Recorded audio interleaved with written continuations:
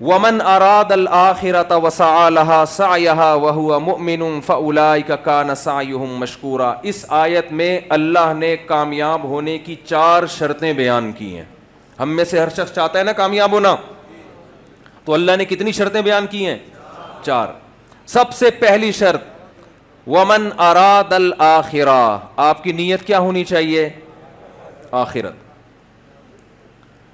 انسان تہجد گزار ہو, اللہ کی راہ میں جہاد کرے, تبلیغ کرے, اگر نیت اللہ کی رضا نہیں ہے تو وہ عمل مقبول نہیں. کتنا ہی بظاہر حدیث میں آتا ہے وہ شہید جہنم میں ڈال دیا جائے گا جو لوگوں کو دکھانے کے لیے اللہ کی راہ میں لڑاؤ. دوسری شرط اللہ نے کیا بیان کی ہے؟ وسعا, صرف نیت کافی نہیں ہے بلکہ کیا کرے؟ کوشش. بیٹھا ہوا ہے ہاتھ پہ ہاتھ رکھے ہوئے, میری نیت ہے میں صدقہ خیرات کروں گا, صدقہ کرنے کی کوشش نہیں کرتا. میری نیت ہے میں رشتہ داری کو جوڑوں گا, جوڑنے کی کوشش نہیں کرتا. میری نیت ہے میں جہاد کروں گا, تیاری نہیں کرتا, کوشش نہیں کرتا, نیت نہیں کرتا. نیت سے مراد عمل کی نیت. میری نیت ہے جی میں ماں باپ کی خدمت کروں گا مگر خدمت کی کوشش نہیں کرتا. تو اللہ نے کامیابی کی دوسری شرط کیا بیان کی ہے؟ وسعا, کوشش بھی بولے نا بھائی کرنی ہے. تیسری شرط وسعا لہا سعیہا, کوشش آخرت والی, اخپل طریقے سے کوشش. بولو بھائی اخپل تو سمجھتے ہیں نا, اخپل کوشش نہیں چلے گی. اب دیکھو فجر کی 2 رکعتیں ہیں نا, اگر میں کہوں کہ یار ایک اور ملا لو ساتھ میں 3 پڑھ لو, بھائی میں کوئی غلط تو نہیں کر رہا نا کہ نبی امام نے 3 پڑھائی پبلک پکڑ لے گی امام کو, بھائی امام صاحب آپ سے بھولے سے ایسے ہوا ہے. امام صاحب کہتے ہیں استغفر اللہ, بھولے سے نہیں, میں نے جان کر پڑھی ہیں 3 رکعتیں. کیوں بھائی امام صاحب جان کر کیوں پڑھی؟ بھائی میں نے اس لیے پڑھی ہیں کہ 2 سجدے پہلی رکعت میں, 2 دوسرے میں, 2 اگر گریبی میں لگا دو تو کیا جا رہا ہے بھائی؟ 4 تو اللہ کی طرف سے فرض ہیں, 2 ہماری طرف سے کیا ہو گئے؟ گریبی ہو گئے. اور اگر تم لوگ کو تکلیف ہوئی ہے, ٹائم زیادہ لگ گیا ہے, تو کل نہیں کروں گا میں, چلو کل سے دوبارہ 2 رکعتیں پڑھاؤں گا. آپ چھوڑ دو گے امام کو؟ بولے گا بھائی دوبارہ پڑھا نماز, بلکہ آپ تو کہو گے پتہ نہیں عقیدے اس کے صحیح ہے بھی یا نہیں ہے, دوسرا امام لاؤ بھائی. اب وہ دلیل میں یہ دینا شروع کر دے کہ منع دکھاؤ, کہاں تیسری رکعت سے نبی صلی اللہ علیہ وسلم نے منع کیا ہے, کہاں نبی صلی اللہ, اور عقلی دلیل یہ دے کہ نبی کیسے اللہ کے سامنے سجدہ کرنے سے روک سکتے ہیں؟ ہم تو 4 کے 6 سجدے کر رہے ہیں. نبی نے تو فرمایا قرۃ عینی فی الصلاۃ, میری آنکھوں کی ٹھنڈک کس میں ہے؟ نماز میں, اور سجدہ تو رکن اعظم ہے. تو بھائی نبی نے منع کہاں کیا ہے؟ منع کی حدیث دکھاؤ. جتنے مرضی دلائل کے زمین آسمان کے قلابے ملا دے, میرا خیال ہے کوئی گنوار سے گنوار دیہاتی 5ویں کلاس کا بچہ بھی اس کے دلائل سے متاثر نہیں ہوگا.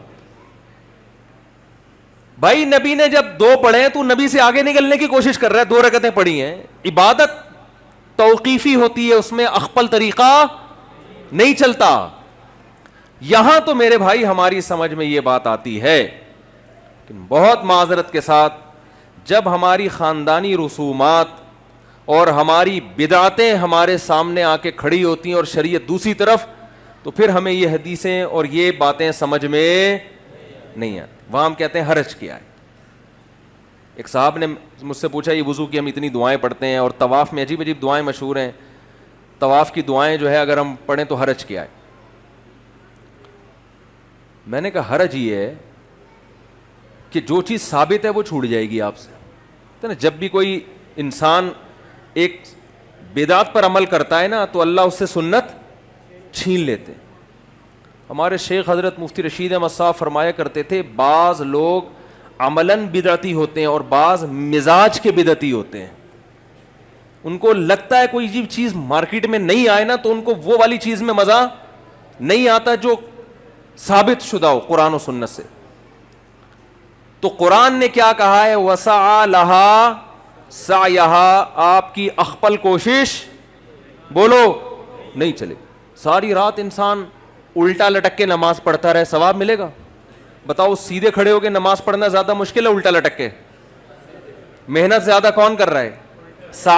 کوشش تو وہ کر رہا ہے جو الٹے لٹک کے پڑھ رہا ہے. لیکن نماز کس کی ہوگی؟ جو تمیز سے سیدھا کھڑا ہو کے نماز پڑھ رہا ہے. میرا اندرون سندھ دورہ ہوا, مجھے نہیں پتا تھا ان کے یہاں میت بھی ہو گئی ہے, تو اور میت ہوئے ہوئے بھی کئی دن ہو چکے تھے. میں وہاں گیا, میں تو سندھی حضرات تھے بڑے محبت کرنے والے, بیان سن رہے ہوں تو بھائی معذرت.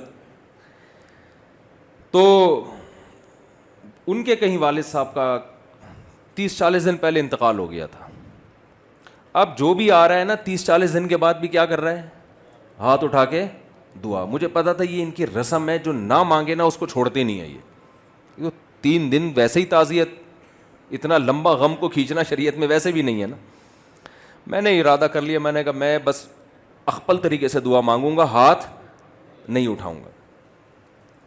میں نے ان سے کہا, انہوں نے مجھے کہا وہ ہمارے ابا کا بھی انتقال ہو گیا تھا, ذرا دعا کر دیں. میں نے کہا دل سے دعائے اللہ ان کی مغفرت فرمائے, ان کے درجات کو بلند فرمائے, ان کو ترقیاں. اتنی میں نے اپنے ابا کے لیے شاید دعا نہیں مانگی ہوگی جتنے ہاتھ اٹھائے بغیر ان کے ابا کے لیے دعا مانگی. انہوں نے کہا ہاتھ اٹھا کے ہو جائے. میں نے کہا بس یہ ہو گئی ہے, بس اتنا کافی ہے. نہیں جی ہاتھ اٹھا کے ہو جائے. میں نے کہا ہو گئی نا دعا, دل سے دعا مانگی. تو کہہ رہے ہیں آپ ہاتھ کیوں نہیں اٹھا رہے؟ میں نے کہا دیکھو سب اٹھاتے ہیں, یہ ضروری سمجھ لیا ہے. کوئی چیز اپنے اوپر مسلط نہ کرو, ہنسی خوشی زندگی گزارو. جو زندہ ہیں ان کی بھی فکر کرو نا, کچھ ان کو ٹینشن نہ دو. نہیں بھائی, پھر تھوڑی دیر میں ایک بندہ آیا, ہاتھ اٹھائے, ہم بھی ڈھیڑ بن کے بیٹھ گئے تھے. پھر کیا ہوا جی, کھانا تھا, کھانے کے بعد ان کے دفتر میں گئے, کوئی ان کا افتتاح تھا, پھر انہوں نے کہا ہاتھ اٹھائیں. میں نے کہا اللہ اس سے زیادہ میرے بس میں, یہ پکڑ کے مجھے ماریں گے. پھر میں نے ہاتھ اٹھا لیا. میں نے کہا اللہ میں تو چاہ رہا تھا لیکن یہ جبر میں آ جاتا ہے, اس سے زیادہ میرے بس میں نہیں ہے. تو بھائی کیوں جو چیز شریعت سے ثابت نہیں ہے اس کے پیچھے کیوں اتنا پڑ جاتے ہو؟ عربوں میں میتیں ہوتی ہیں, کتنے آرام سے انسان ہنستا کھیلتا دنیا سے جاتا ہے, اور کوئی قرآن خوانیاں نہیں ہوتی اس کے لیے, کوئی بڑے بڑے پروگرام نہیں ہوتے. ما تعالی الایمان ما قدر اللہ. عربوں کی زبان پہ 2 جملے ہوتے ہیں, ما قدر اللہ جو اللہ نے مقدر کیا, ما تعالی الایمان خوشی کی بات ہے ایمان پر گیا. دعا کرتے رہتے ہیں بیٹھ کے اس کے لیے. تو ایمان کے بغیر کوئی نیکی مقبول نہیں ہے. مجھ سے لوگ اکثر پوچھتے ہیں یہ اتنے بڑے بڑے سائنسدان تھے, انہوں نے انسانیت کی اتنی خدمت کی ہے, اور آپ کہتے ہو یہ جنت میں نہیں جائیں گے, تو ان کو کوئی آخرت میں بدلہ نہیں ملے گا, ایسا کیوں ہے بھائی؟ اسلام ایسا سخت نظریہ کیوں سکھاتا ہے؟ میں ان سے کہتا ہوں دیکھو ان بڑے بڑے سائنسدانوں نے آپ کی خدمت کی, جس کی وجہ سے آپ کو ان سے اتنی محبت کہ آپ کو ان کا جنت میں نہ جانا اور جہنم میں جانا برا لگ رہا ہے. تو جس اللہ نے ان پر اتنے احسانات کیے تو اس اللہ سے ان کو تعلق کیوں نہیں تھا؟ آپ کو ان کے ایڈیسن نے بلب ایجاد کر لیا, ایک بلب دیا ہے اس نے. اب ہمارے یونیورسٹی کے طلبہ چاہتے ہیں جہنم میں نہ جائے, ہم بھی یہی چاہتے ہیں نہ جائے, تو بھائی اگر نہ جائے تو ہمیں کیا ہوا؟ لیکن اللہ کہہ رہا ہے کہ نہیں, اگر اس تک اسلام کی دعوت پہنچی تھی, عقیدہ توحید اس تک پہنچا اور اس نے عقیدہ توحید پر ایمان نہیں لایا, اللہ نہیں معاف کرے گا, یہ قرآن کا فیصلہ ہے. اب ہمارے جو یونیورسٹی کے لوگ ہیں نا ان کو بڑے اشکالات ہوتے ہیں, اور اتنی انسانیت کی خدمت کی, بلب بنا کے چلا گیا. وہ بلب کیا کیا کر رہا ہے آپ دیکھو, وہ بلب جناب روشنی کا کام بھی کر رہا ہے, بیکری کے کیکوں کو بھی کیا کر رہا ہے, تازہ رکھ رہا ہے نا. پتہ نہیں لگتے ہیں, پہلے تو وہ کیک کو گرم کرنے کے لیے بلب لگایا کرتے تھے. تو کتنی خدمت کر کے چلا گیا وہ, اور یہ مسلمان لوگ کہتے ہیں کہ وہ جنت میں نہیں جائے گا.